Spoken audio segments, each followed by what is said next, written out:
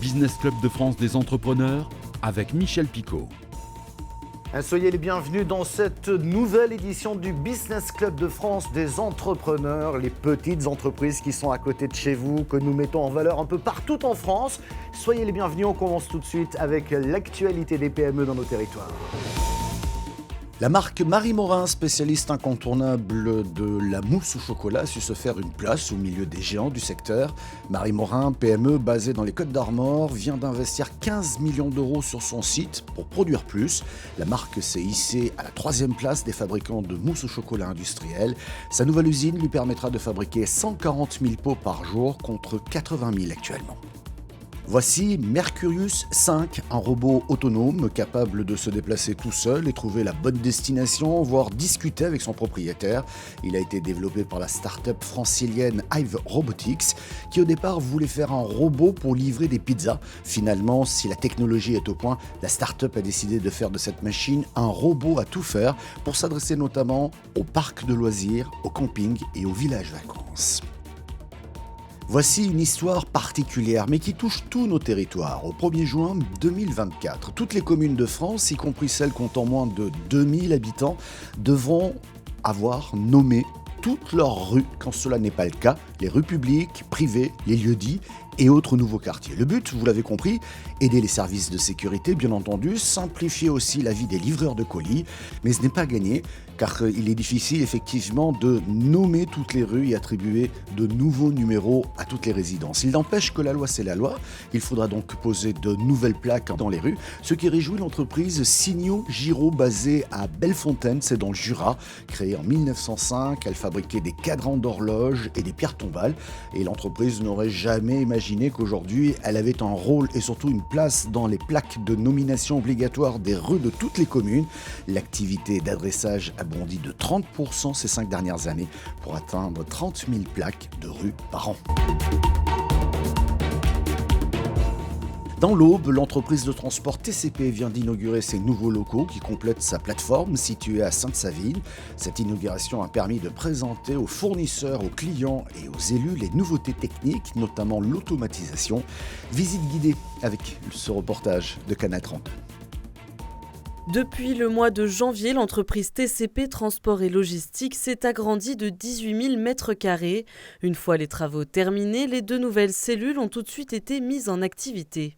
Ça devenait nécessaire, oui, puisqu'on a développé avec notre client, il avait des besoins supplémentaires de stockage et on a travaillé avec lui pour trouver l'outil optimum pour répondre à ses attentes en termes de volumétrie.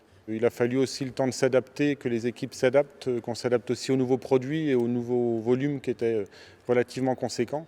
Mais aujourd'hui, on est très satisfait de l'investissement, il est en phase avec nos attentes et surtout avec le cahier des charges de notre client.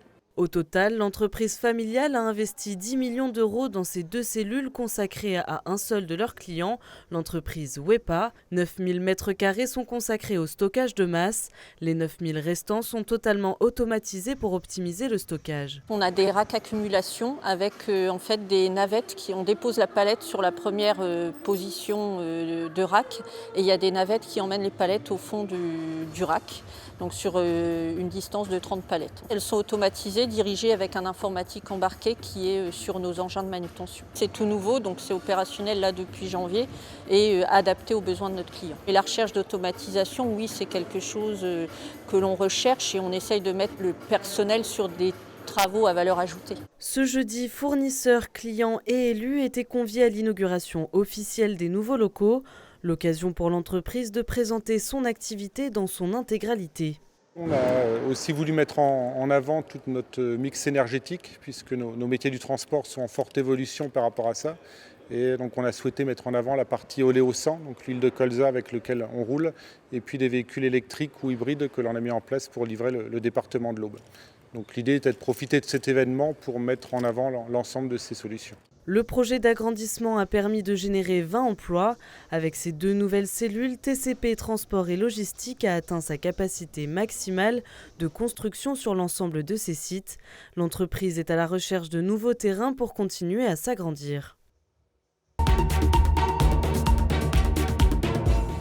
Allez, nous allons parler de belles tables, de fromage et de pâtisserie. Et pour commencer, nous allons à Gérardmer dans les Vosges où s'est déroulée une soirée exceptionnelle avec des chefs étoilés, des meilleurs ouvriers de France, cuisiniers et pâtissiers. Et cet événement a commencé par une visite de l'entreprise Garnier-Thiebaud, un grand nom du linge de maison que l'on retrouve aussi dans les plus grands restaurants et hôtels. Un reportage de Vosges TV. Ils sont chefs étoilés, meilleurs ouvriers de France, cuisiniers et pâtissiers, maîtres d'hôtel, les acteurs et invités de la 15e édition de la soirée d'exception, un dîner de prestige au Grand Hôtel de Gérardmer. Avant, ils auront visité l'entreprise textile Garnier-Thiebaud où sont confectionnées les nappes et serviettes que l'on retrouve dans les plus grands hôtels et restaurants. Et ces représentants de la gastronomie le savent bien, expérience culinaire et art de la table sont indissociables. C'est très important d'avoir ce genre de produit parce que ça crée l'histoire. Enfin, c'est le paradoxe de nos jours. On voit plein d'images à travers les réseaux sociaux, mais on n'a pas le toucher. Quand vous avez le toucher d'un produit tel que celui-là, qui est raconté par un maître d'hôtel, ça prend une autre dimension. La qualité du support matériel va avoir une influence sur la perception de la qualité du service ensuite. Et donc si vous avez un linge qui est qualitatif, d'une manière inconsciente, le client va se projeter en se disant « je suis dans une maison de qualité ». Dans les cuisines, certains s'affairaient déjà comme Patrick-Henri Roux, doublement étoilé au guide Michelin. Leçon de cuisine, il paraît que les chefs français sont les maîtres des sauces. Quand vous avez un jus, une sauce et puis que quelqu'un fait « waouh » à table, c'est que souvent d'abord le jus et la sauce vont très bien avec le vin qu'il boit. Donc ça s'appelle l'accord des mets et des vins. Une sauce concoctée sous le regard du chef 3 étoiles Serge Chollet. Aujourd'hui en retraite, c'est un fidèle des soirées d'exception géromoises. C'est un plaisir de venir là et de partager, de retrouver des confrères, de retrouver des chefs. Et là, la sauce, elle vous plaît ? Non, j'ai pas goûté. Non, mais j'ai goûté quand elle sera finie. Comme ça, on aura le final et on verra si c'est bon. Mais il n'y a pas de raison. Au piano du Grand Hôtel, il fallait un chef d'orchestre, le maître cuisinier des lieux, Thierry Longo, tout juste primé de la médaille du mérite agricole, et qui chapeautera cette œuvre gastronomique à plusieurs mains. L'intérêt, c'est que tout le monde travaille ensemble. Donc voilà, vous avez vu, il y a des chefs retraités qui viennent faire les commis. C'est des chefs qui ont eu 3 étoiles Michelin pendant 40 ans pratiquement. C'est aussi ça qui fait la réussite de cette soirée. Un dîner que l'on doit également à Claude Rémy, emblématique dirigeant et gourmet qui a dirigé le Grand Hôtel. Ce soir, on amène une nouveauté un peu différente, c'est qu'on met à l'honneur la salle, le service, la sommellerie, et c'est indissociable de la cuisine. Les tables sont dressées et pour Benjamin, le jeune maître d'hôtel qui dirigera le service, la chorégraphie devra être parfaite. Une petite part de stress qui monte petit à petit, c'est normal, mais il faut que ça soit du plaisir. On a un débriefing avant justement le gros service de ce soir avec les chefs MOF qui vont tout nous expliquer. Et moi, les explications devant le client, c'est ce que je préfère. C'est un peu un moment de théâtre, si vous voulez. La soirée peut commencer, 150 convives auront la chance de déguster des mets d'exception réalisés par la crème des cuisiniers, pâtissiers et chocolatiers français. Après les belles tables, place au fromage. Nous partons en Bretagne cette fois-ci où les meilleurs fromagers du monde sont allés à Saint-Quay-Portieux pour apprendre aux apprentis à faire le meilleur plateau de fromage du monde. Un reportage de TBO.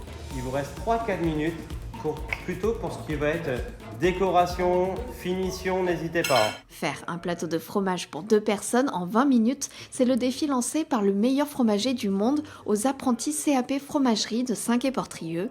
L'objectif est de leur faire découvrir l'univers des concours et pour l'occasion, leurs enseignants participent aussi. Je dirais que tout le monde a ses chances, voilà pour... C'est assez dur, ouais. C'est plutôt stressant pour ma part, ça met la pression. Il n'y a pas de thème, voilà. Les clients, c'est pour ça qu'il faut qu'en permanence, dans nos boutiques, on s'entraîne. Ils ont ensuite dû réaliser une assiette marquante visuellement, des épreuves stimulantes pour ces jeunes passionnés de fromage. À la base, moi j'étais dans le bâtiment. C'est vrai que j'ai jamais fait de boulot qui me plaisait. Je trouve que le fromage c'est un produit exceptionnel. J'aime le fromage, la côte de bœuf, la bonne bouteille de vin. Et en fait, j'ai regardé, j'ai cherché une formation et j'ai trouvé celle-là. Du coup, je suis là et ça se passe super bien.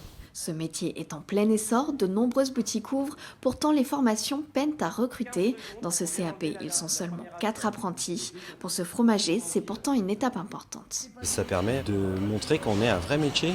On luttera pour avoir de moins en moins de fromagistes à s'installer. C'est la compilation du fromager fumiste. Et on veut vraiment que dans nos boutiques, on ait des vrais fromagers. Et le discours de notre ancien président de fédération, c'était pour que les bons fromages restent entre de bonnes mains. Et la relève est assurée, les apprentis ont finalement battu leurs enseignants durant le concours. Le lycée La Closerie à Saint-Quay-Portrieux espère faire le plein à la rentrée prochaine. Il est le seul CAP crémier fromager de Bretagne. Enfin, après le fromage, le dessert et les gâteaux. Et pour cela, nous allons à Limoges pour découvrir la pâtisserie Brème, créée par Zachary, un serial entrepreneur. Il est l'invité de la chronique de Bruno Gadras de 7 à Limoges. Bon, aujourd'hui, j'ai un petit moment, je me suis dit que j'allais prendre un petit café avec une bonne pâtisserie et pour ça, je suis venu à la pâtisserie Brème. Bonjour messieurs. Préparez votre pâte dans une jatte plate. Zachary, on est ici dans une nouvelle pâtisserie, la pâtisserie Brème. Qu'est-ce que c'est exactement? Est-ce que c'est une simple pâtisserie? Est-ce qu'il y a un concept particulier? Ici, oui, on va dire une pâtisserie assez classique, mais quand même décomplexée, où on va pas non plus, on va mettre en avant des bons produits avec des classiques français. Création, vous connaissez déjà, puisque on est déjà passé vous voir dans un autre lieu. Effectivement, c'est ma troisième entreprise que j'ai créée, où du coup, avant, j'avais du coup le bar à chat qui est passé sur cette à Limoges, et je vais également aussi avoir un food truck qui vadrouille dans la Haute-Vienne en salé ou en sucré sur vos événements. Quelque chose me dit qu'à peine ouvert ici, vous avez déjà des projets pour cette activité. Oui, forcément, on s'arrête pas là. Ou là, vu que l'activité est croissante, on va devoir changer de laboratoire pour pouvoir se permettre de produire en peut-être plus grosse quantité, travailler notamment avec d'autres commerçants de Limoges où il y a beaucoup de partenariats qui sont en train de se mettre en place. Du coup, on n'arrête pas et puis proposer des prestations toujours différentes, écouter les clients en fonction de ce qu'ils ont envie aussi, parce qu'il y a beaucoup de demandes clients où on essaye de s'adapter à ce qu'ils veulent.